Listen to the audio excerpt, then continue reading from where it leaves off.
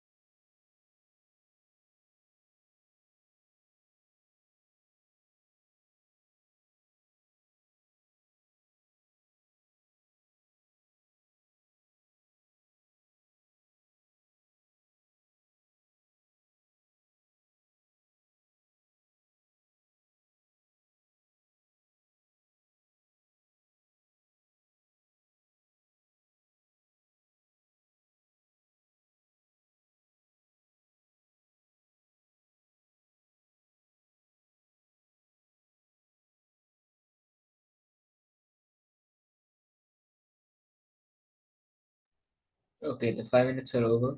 Are you ready, Tavish? Uh, just a second. I'm just All right. cleaning up. Okay.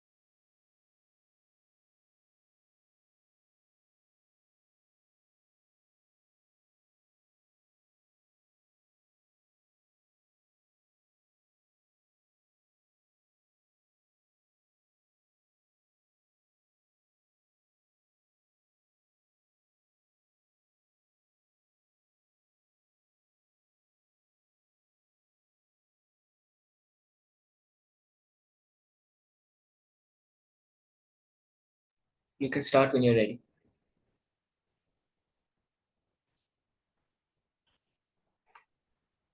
Okay. So I'm fighting for four, and here's my argument. I'm sure we've all been in the situation where, when we most need it, the shopkeeper has absolutely no change, and all ours is nowhere to be found. We are stuck in a stalemate where neither the buyer nor the seller is comfortable giving up change, or the sweat of losing our money, which is a genuine issue when it comes to physical cash. It may be misplaced, it may be disheveled, or the person may simply not accept its poor state. Now, I want you all to look at digital money. When you look at digital money, funds are completely secure, they're convenient to use, they're completely easy to transport, and such unnecessary situations which physical cash brings are easily avoidable with e-currency. It can even be easily transposed in dire situations. Additionally, as our country continues to develop, the phase to digital money and moving away from physical cash is inevitable. And it is high time our people adopt this convenient, secure, and extremely practical approach to dealing with money, in contrast to the inconveniences caused by physical cash. That's all. Thank you, Tavish. Namia, you can start. Okay. Am I audible? Yeah. Yes, you are. So, good evening. Today, I'll be speaking against the motion on the topic whether we should phase out physical money. So, I feel physical money should not be phased out. So, are you aware of the scams and frauds that have been happening with people? Do you know that these scams can just wipe out all your hard earned money in just a few swipes? Then, why not use the traditional way? Today, we are adopting traditional ways in other things. So why not physical money? Why not just carry our money ourselves so that we can take care of it ourselves? People these days, they are not aware of how these frauds have been happening, and they fall into the traps of these fake accounts and fake calls. Physical money is easy to carry, yes, and it can be taken care of. And what if someday our phone gets lost, or what if someday someone hacks our phone? Then we have no other option. So, yeah, that's all I would like to say. Okay. Both the sides can now question each other.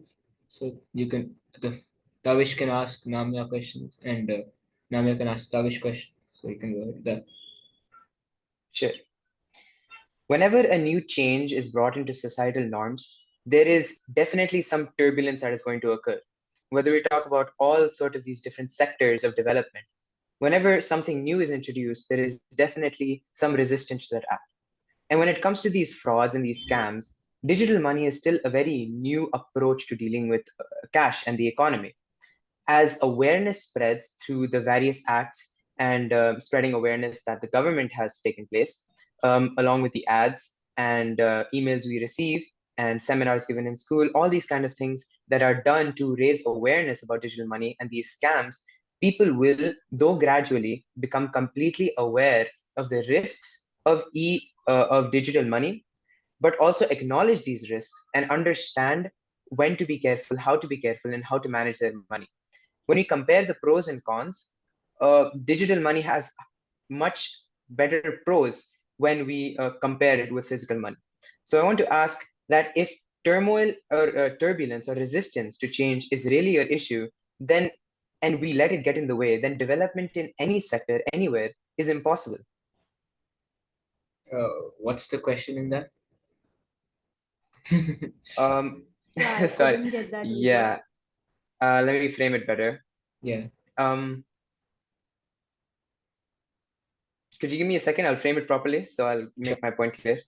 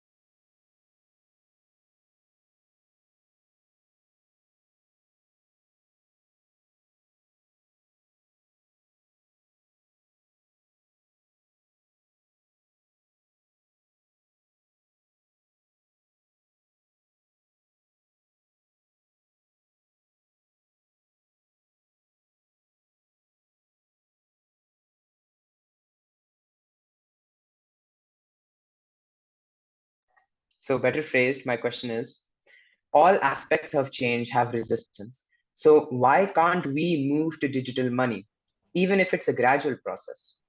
Additionally, isn't the government doing various awareness acts to raise awareness about the risks of digital money? Okay, so I would like to draw your attention that India is a developing country, and even today, most of the people belong to backward classes economically. I'm not talking socially, but economically, and they are not aware about digital money. Even they don't even have smartphones or proper connections or internet services. So how will they be able to benefit from it? And let's say that some people do have digital money and the others don't, then in that case they won't be able to trade, or they won't be able to exchange goods with each other and gain benefits. So in that scenario, it will hinder the development of those people, and we have to take everyone, and we have to do this together. So that's my answer. All right. Do you have any questions for Tavish? Yeah. So how can you be so sure that digital money is safe? Because I would just like to share my own experience. I was just scrolling on Instagram and I saw this reel where some people now they ask to borrow your phone and they dial a number through which your bank account details get transferred to that random number, and then your all your money is wiped out. So what would you comment on that? Like, how can someone ensure that their money is safe online? Well, when it comes to security, not only are there many apps that check your email for specific keywords and change those Gmails or emails directly to spam, and this greatly helps with identifying which requests are scams and frauds and which are not. Additionally, like I've been saying, there are various acts that the government has been doing, and the people are gradually becoming aware that they understand which acts and which mails and which requests are frauds and which ones are not. Since it's such a radical change, it will definitely take time. But if we want our nation to develop in the first place, making the step and taking the first step to moving to digital money is the only way we're going to set our development into motion. If we stick to the rudimentary practices of using physical money and the disadvantages that come along with it, we will never be able to move into what we call a developed country. And switching to digital money is the first step in that process. Any other questions for either side? Yeah, I have one. Okay. So you said that government has launched many apps and is spreading awareness. So are you aware of any of these? Can you name some apps or apps which you were talking about? If I do a little research, I can definitely name them. But if I state my own personal experience, we will see that recently, I guess a couple of weeks ago, the government, or rather, I think BJP or part of that, they had sent a nationwide message in WhatsApp. And in that, they had given a video and a briefing about what digital money is and how the frauds can affect the people. If you allow me to do a little research, I can definitely come up with various apps that help identifying different frauds and scams. But yeah, that's my answer to your question. I don't think that research is necessary. We get your point. And closing statements from the opposition and the proposition. Tavish, you can go first. The closing statement. Sure. Could I have a minute to prepare? Just a minute. Sure, I'll give both of you a minute.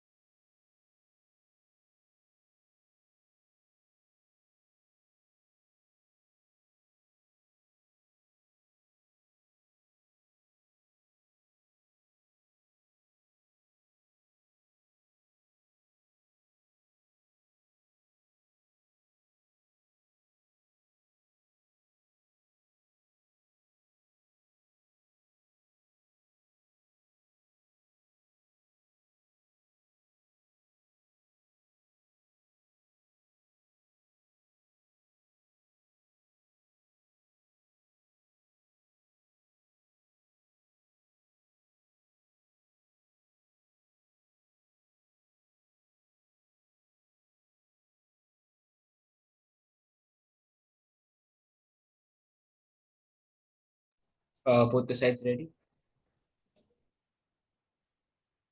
All right. Um, the proposition can start. Sure. We understand development is the big picture.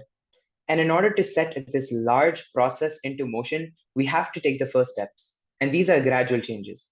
The initial inertia of digital money can be easily surpassed with rising awareness and ease and comfort. When we compare the pros and cons of digital money with physical cash, it is obvious that digital money is the way to go. Its convenience, safety, and security is something that is worth the wait. As the nation as a whole slowly phases out of physical cash and becomes more comfortable with online transactions, the risk of frauds and scams only decreases. Thank you. Thank you. The opposition can begin their closing statement.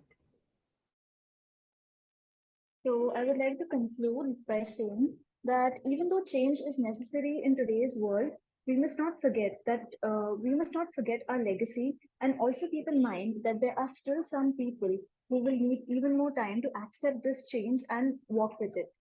That's all. Okay, so that brings an end to the debate. I will say that the winner is the proposition, Tavish. Um, he had really well structured speeches and his content was brilliant. So were his speeches. Um, Feedback for both of you. So Tavish, your speeches were excellent. You had very good content. Both of the debaters had good content. Maybe try structuring your rebuttals, your questions a little bit shorter, so that it's easier for both the judge and the other person to understand. And Namya, maybe try structuring your points to like the point of tradition and the legacy maybe wasn't as valuable as the point of safety of the money. So maybe try structuring your speeches in that way so that the more important points are said first. So yeah, I think that's it for both of you.